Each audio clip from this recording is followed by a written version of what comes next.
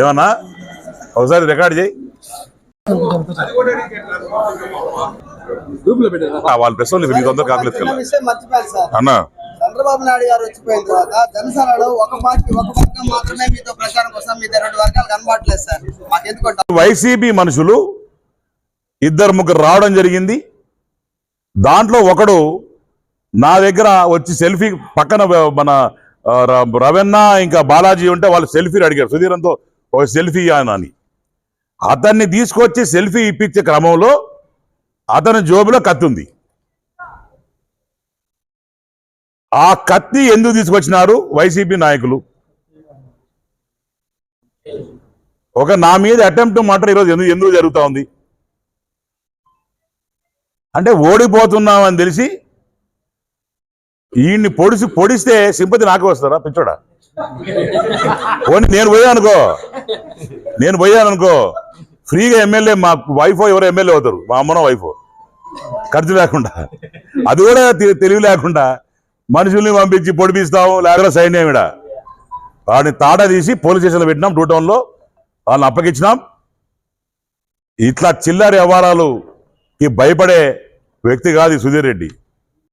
ప్రత్యూష కేసులో నేను ఇన్వాల్వ్ అయి ఉన్నానని చెప్పి ప్రతి ఎమ్మెల్యే మీ ఎమ్మెల్యేలాగా ఉండడు, పనికిమాల పనులు చేయడు. కొంతమందికి క్యారెక్టర్స్ ఉంటాయి, కెపాసిటీ ఉంటుంది, కేపబిలిటీ ఉంటుంది. మీ ఎమ్మెల్యే గారు ఏదేదో పనులు చేశాడని అందరూ ఆయనతో పాటు గుంపులో పోయిందంటే కాదు గోరా, కాదు సిరాజ్, కాదు ఫరీద్, మీరందరూ ఆలోచించాలా. మిమ్మల్ని కూడా నేను పర్సనల్గా తప్పకుండా ఈ 4 మీద యాక్షన్ ఉంటుంది. పోలీస్ కేసు పెడుతున్నాను, పరువు నచ్చ దావా వేయబోతున్నాం ఎమ్మెల్యే అండ్ ఈ బ్యాచ్ మీద. తప్పకుండా గెలిచిన తర్వాత స్ట్రిక్ట్ యాక్షన్ వీళ్ళ మీద ఉంటుంది. రెండోది 12 మంది 15 మంది స్టాఫ్ 10 సత్వాలే ఉన్నారు. ఏమయ్యా 2-3 పంపించిస్తే దాన్ని మళ్ళా కుర్జీలల్లో మంచాలల్లో శుద్ధంగా నడిచేటువంటి కూడా పండబెట్టి దాని పక్కన నల్ల జెండా కట్టి పెన్షన్లు ఇయ్యరు. చంద్రబాబు నాయుడు పెన్షన్ ఇవ్వలేకపోతున్నారు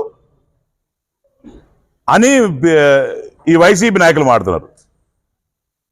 మరి పాదయాత్రలు వచ్చినప్పుడు రేణుగుంట నుంచి ఏర్పేటకు వచ్చి ఏర్పేట అందులో నుంచి పాపనాయుడుపేట నుంచి టౌన్లోకి వచ్చి మళ్ళీ ఇటు వెళ్ళినాడు. నేను ఒకటే అర్థించుకున్నా, ఈరోజు ఎందుకు టౌన్లో రాకుండా పోతున్నావు అన్న, బైపాస్ నుంచి వెళ్ళిపోతున్నావు ఎందుకన్నా రాబోతున్నావు, జనాలు ఉంటానా? కాబట్టి